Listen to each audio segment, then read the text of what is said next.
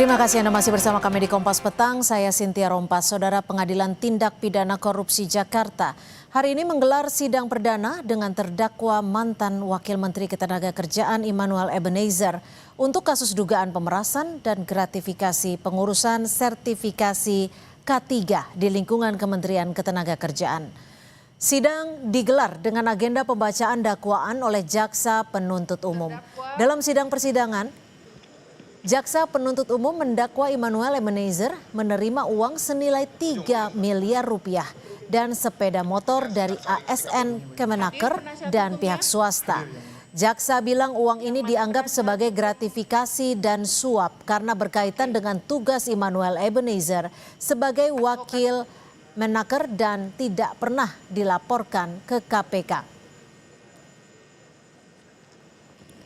Terdakwa Immanuel Ebenezer Kedungan pada periode Oktober 2024 sampai dengan Agustus 2025 baik langsung maupun tidak langsung telah menerima uang yang seluruhnya berjumlah 3.365.000.000 rupiah dan 1 unit sepeda motor Ducati Scrambler dengan nomor B4225SUQ dari ASN Kemenaker dan pihak swasta lainnya.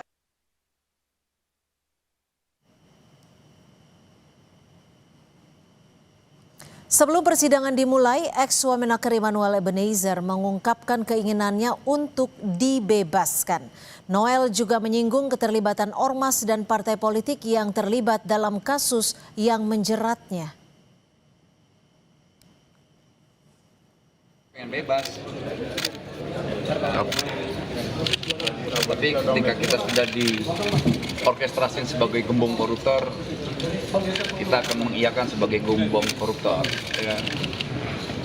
Yang jelas ada satu partai dan satu ormas yang terlibat langsung dalam permainan ini.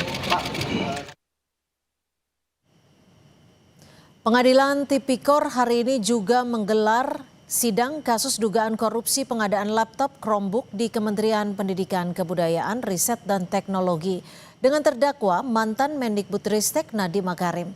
Sidang digelar dengan pemeriksaan saksi dari jaksa penuntut umum. 7 saksi yang dihadirkan merupakan mantan tenaga ahli, staf khusus hingga mantan dirjen di Kementerian Pendidikan Kebudayaan, Riset dan Teknologi. Saksi dihadirkan jaksa untuk memberikan keterangan terkait proses pengadaan laptop Chromebook pada tahun anggaran 2020-2021 yang saat itu berada di bawah tanggung jawab Menteri Pendidikan Nadiem Makarim.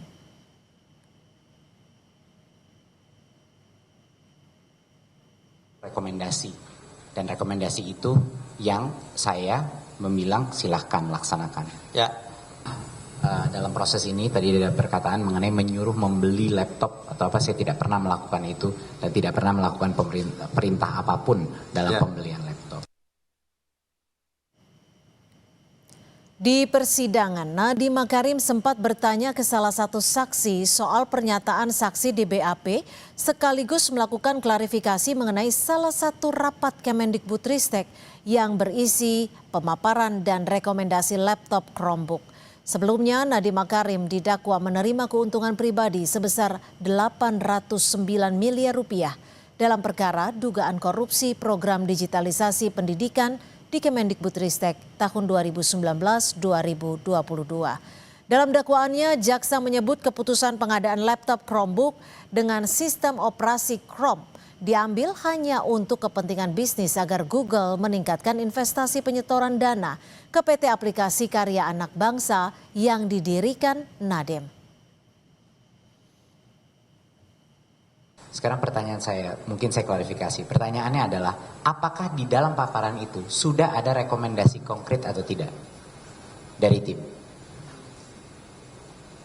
Kalau yang perbandingan itu sudah ada paparan satu slide, ini keunggulan Chromebook, ini keunggulan Windows. Ya.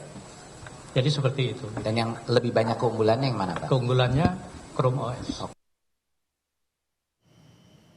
Saudara, untuk mengetahui perkembangan sidang dengan terdakwa mantan Mendikbudristek Nadiem Makarim, kita bergabung dengan jurnalis Kompas TV Fedriska Ananda dan juru kamera Denny Yosua. Rizka, apa saja fakta di persidangan yang terungkap dalam persidangan hari ini, Rizka?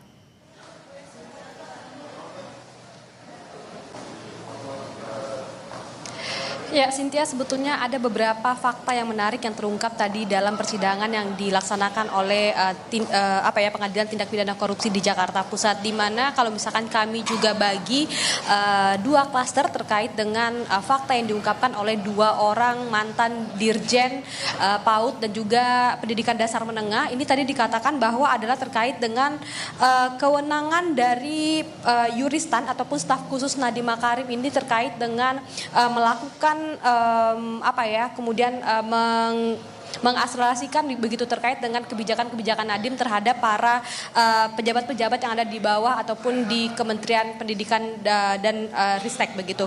Di mana tadi dikatakan bahwa kebijakan Juristan ini cukup luas sehingga memang dianggap bahwa Juristan ini semacam satu kesatuan dengan Nadiem Makarim, sehingga apapun yang dikatakan oleh Juristan ini dianggap merupakan mandat dari Nadiem Makarim. Dan kedua adalah terkait dengan proses arah kajian pembuatan kebijakan Permendikbud tentang Chromebook ini. Bagaimana kemudian peran Juristan ini dalam setiap rapat-rapat yang dilakukan oleh Kementerian Pendidikan, Kebudayaan dan Ristek ini untuk kemudian pengadaan digitalisasi pendidikan untuk di beberapa wilayah. Karena memang untuk terkait dengan keterangan yang disampaikan oleh mantan Dirjen PAUD Dasmen Jumeri yang mengatakan bahwa kewenangan luas Juristan ini kemudian mengatakan seluruh kebijakan yang diterbitkan oleh kementerian datang dari Nadiem selaku menteri bersama dengan dua staf khususnya yakni Juristan dan Fiona Handayani serta satu orang konsultan teknologi yakni Ibrahim Arif, sehingga memang untuk pejabat eselon 1 hingga eselon 2 ini tidak terlalu banyak dilibatkan ketika dalam membuat